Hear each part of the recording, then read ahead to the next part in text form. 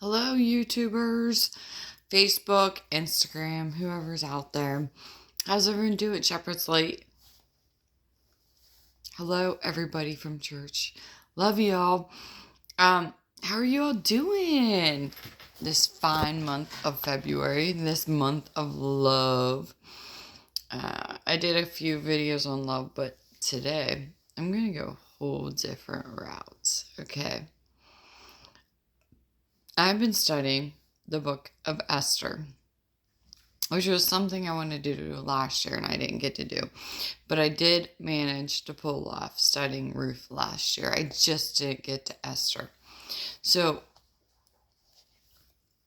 as I was studying it, I found some interesting stuff. You know, I just love how God reveals things to you as you're studying. So, I do suggest, don't just always read, dive in, like study. Read, go back, read like the commentaries and stuff that's in your Bible. Maybe research a few things like when I researched an eagle and ended up flying around like an eagle. Start looking into some things like that and just really learning the Word of God and what it means and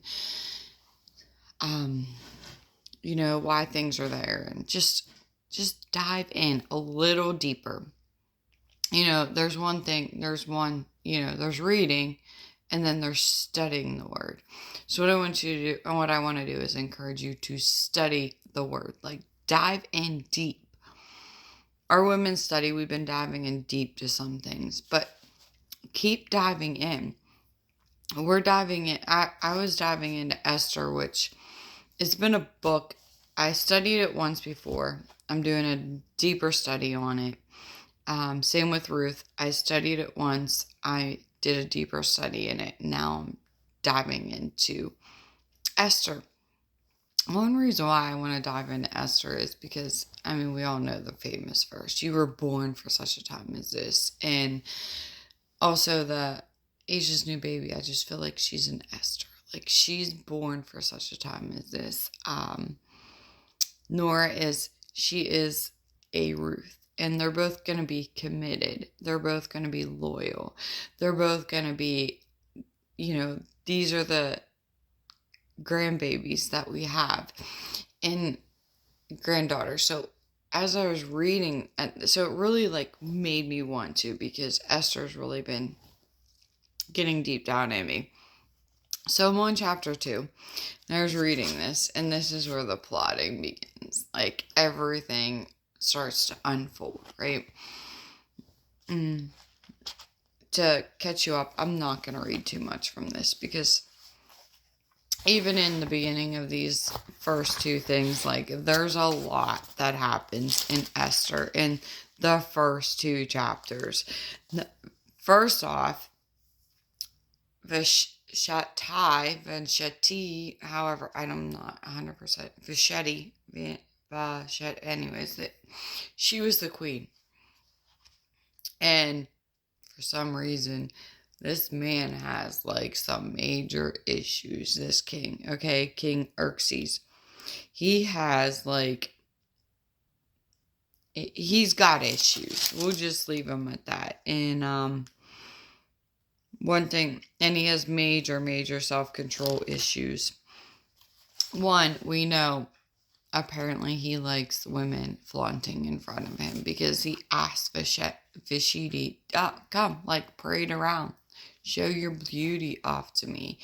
And she's like, no, there's all these other guys. And then he has and he's drunk, and he likes to give banquets. So apparently he likes drinking out of the bottle a little bit more than most. So he's he's a drinker. And then he goes to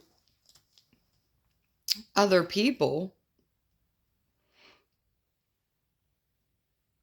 and he was easily persuaded. Maybe it was because of his tendency to drink or other reasons, but he was very easily persuaded, because he went to these men, his inner circle was like, what do I do? Like, I asked Vashti, the queen, to flaunt herself in front of me and everyone else, and she's like, no, and they're like, you got to get rid of her.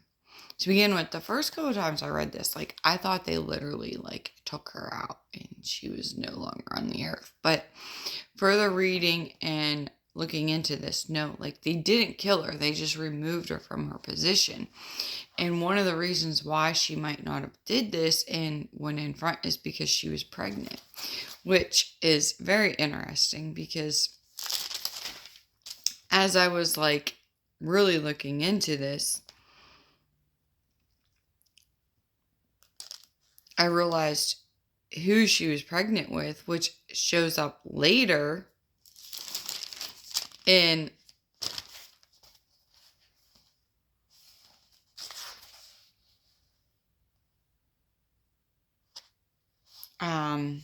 the book of Nehemiah, right? Is it in the book of Nehemiah? No, it's in Kings. Okay, so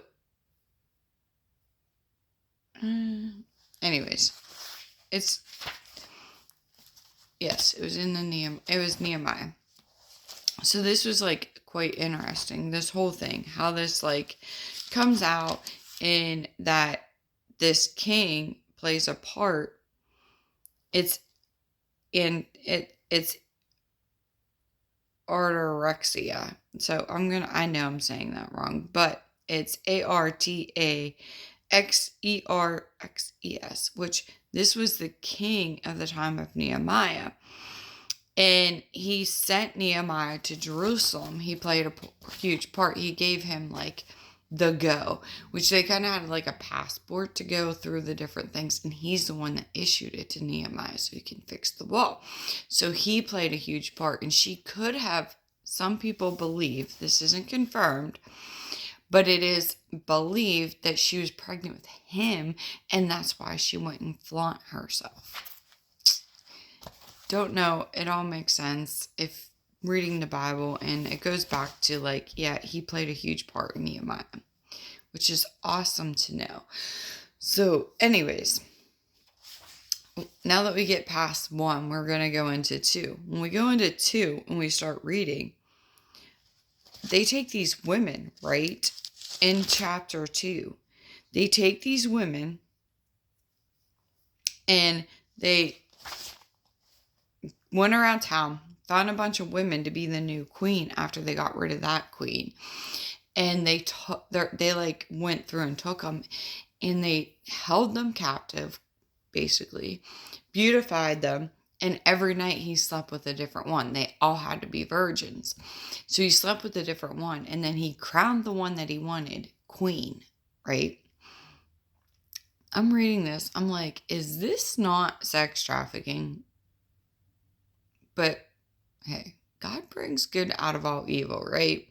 So this here is a prime example of this. Like, basically, they kept these women, they beautified them, they had them get, part of the beautification process was almost like a sauna, but it was like hot coals with perfume and that, and they would get naked and put this robe over top of them and soak in all the fragrances and that, so that was, like, inside their skin and their body.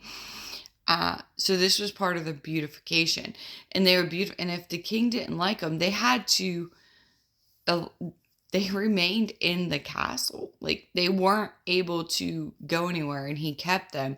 Part of the reason might be because, remember, if you weren't a virgin back then, you technically weren't supposed to be getting married.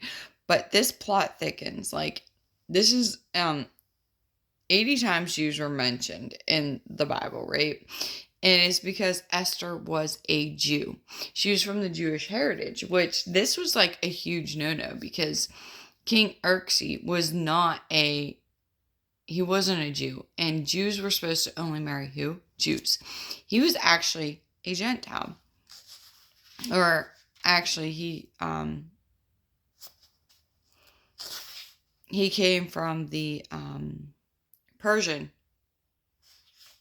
Yeah, or they were in Persia, so they were Persian. So he's a Gentile, and she technically shouldn't have been marrying him.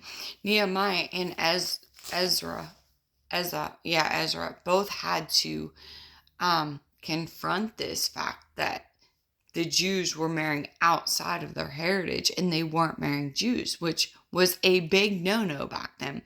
So they were not practicing their Jewish principles. But reading this, how many people do you think like hid their daughters or said their daughter wasn't a virgin, or just like they didn't want their daughter to go into this situation? Because you think about it, they're losing their daughter, right? And who knows if the king's going to keep them. Others probably wanted theirs too because they wanted them to be glorified, or in the, they wanted their daughter to be queen. So I'm sure there was like two different types of people through this situation reading this. But Esther ended up finding favor. And the person that actually like beautified her was the one that she found favor. And she was so beautiful, I guess they didn't have to give her as much jewelry or makeup or anything else that they gave the other Jews. But this is another interesting fact that I discovered is Esther was, okay, so she lied because she was Mordecai's cousin that he adopted her. So she was adopted. Just remember this. Those of you, she was adopted into, Mordecai adopted her, took her as her daughter, and he was like coaching her and giving her, he was like, okay, don't tell him that you're a Jew, this and that. And as he adopted her, her Persian name became Esther, which means star, because her parents died. And the Hebrew name, her Hebrew name was Hadassah, which means myrtle. It's very interesting that a myrtle tree bears fruit that looks like a star. So Esther was a star from go, like from her birth. And King Xerxes kind of saw it, and so did the people preparing and training everyone up as they were like getting her ready and preparing her for the king. Like they knew she was a star. They knew she had beauty, and this was kind of like a beauty pageant. A lot of theologians say it was a beauty pageant, but it's kind of disgusting how this all happened and went down.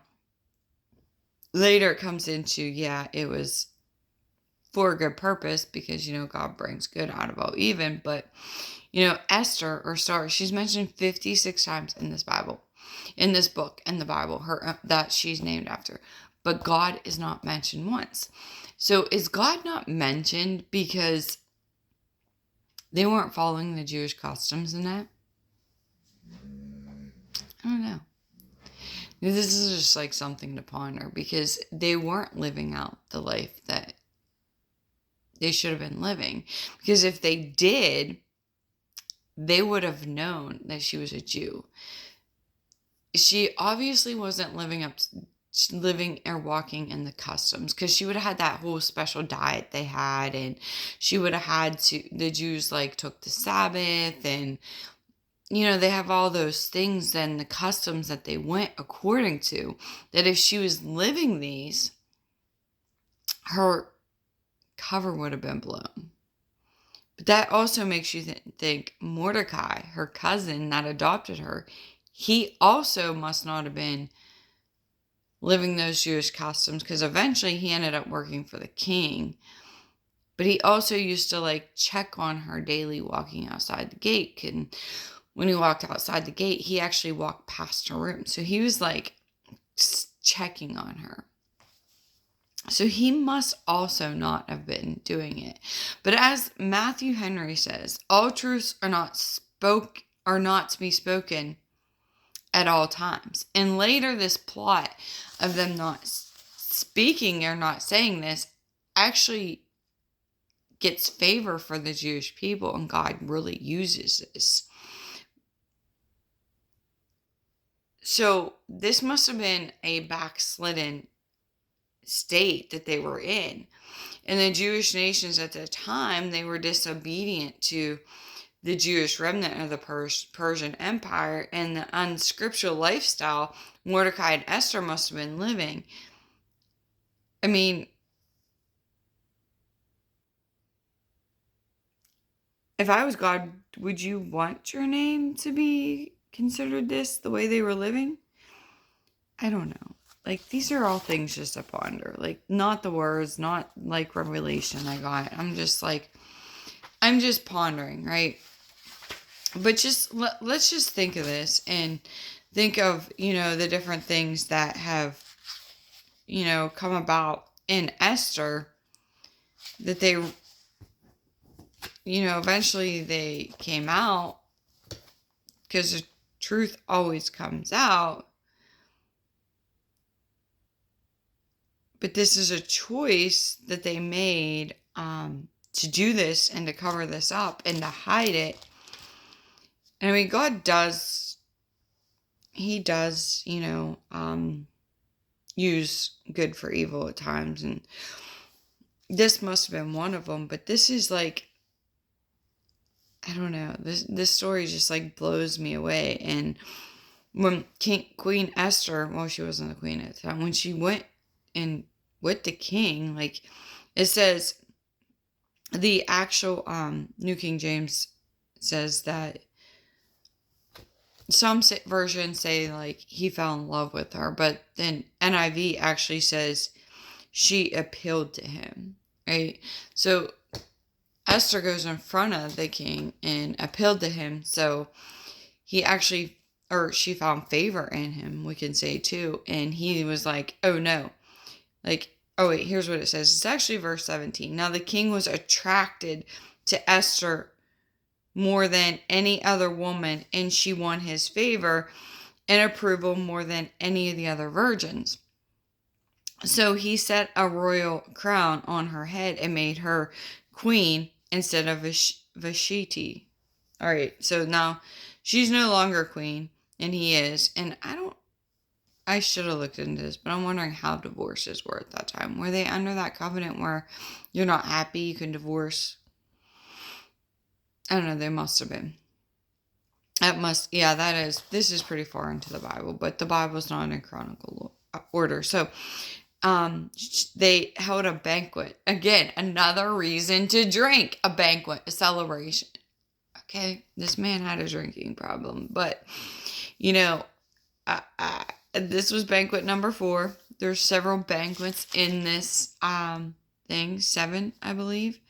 3 banquets. Or there's 9. So 3 banquets were in one. And that was the one that the queen wouldn't flaunt herself. The king was having 2 then, and she was having 1, and she wouldn't flaunt herself. Maybe she just didn't want, she felt rude and she felt unhospitable to leave her banquet to go to his to flaunt herself. We don't know. There's many things that could have happened, or maybe she just had like a moral standard, was like, this isn't right. Like, I'm not going to do this. We don't know. We can speculate. But there was 3 banquets there. And then this was number 4 to crown Queen Esther. And then this was a big deal because he wanted everyone to be happy, because he wanted them to accept the queen, and he was happy, and he just wanted this to be a joyous time. He probably, it doesn't say, but it was probably treated as the other ones where he like wiped everything away. But remember, Queen Esther did marry outside of the Gentiles right here, or outside, because she is marrying a Gentile and she's marrying outside the Jewish customs. So, I'm not sure what's going on, but then, later there is like a jealous spirit here that does come about. And during the time, this is 21, verse 20, during the time Mordecai was sitting at the king's gate, 2 of the king's officers who guarded the doorway became angry and conspired to assassinate King Xerxes. But Mordecai, her cousin that adopted her, found out about this, and he reported it to the king, giving credit to Mordecai. And then later on, like, this all unfolded, and that's how he became staff. There's a jealous spirit that came up out of this, and this is not the first jealous spirit. So we're going to see how there's a huge jealous spirit in the book of Esther. And it came down, not all of it was because of her beauty, but there were some other things that unfolded. Maybe I'll do a video later, but there was a jealous spirit that did play a part in this, and Mordecai did find favor, and he ended up working for the king. So then he had inside information and got to see Esther and spend time with Esther, which was awesome. And that played a part in him giving her a message later on of what was going to happen and that the Jews were going to be taken out. But it's just amazing how God works, even in any situation. But some of the things like that I unraveled, like as I was reading this and studying it, some of it's revelation and wisdom and knowledge that God gives you as you're reading and studying, but other things you just uncover researching. And like the sex trafficking thing, like that was like a light bulb for me, some revelation, like, wow, this is like the beginning of sex trafficking. But other things I uncovered, which is wisdom and knowledge, and some of it was imparted into other people. I just imparted it myself because I was researching. So dive into some stuff and learn, because this book, the Book of Esther, is very interesting. So is the Book of Ruth. There are two books that I just love, and I always have liked them. You always hear me say that. There's a lot of books in the Bible that I love. Nehemiah is another one that, these are on the top of my list of books I love. James is another one. Proverbs. Oh my goodness. I gotta love Proverbs. So these are good. The Bible's good itself, but these are books that I favor and that are dear to my heart. And this is one of them. So enjoy, dive in, see what happens and unfolds in the Book of Esther. It's a good book. Read it. See, and it's on fasting and prayer. I think that's why I like it too. So just, dive in. See what happens. Study with me and enjoy. Well, I'll see you all later. Make sure you're in church Sunday. I'll see you all there. Love you. Have a blessed Valentine's Day this Saturday. Show some love. And if you don't have one to love, you have family members, or pick a stranger. Until then, I'll talk to you all later. Love you. Have a blessed day.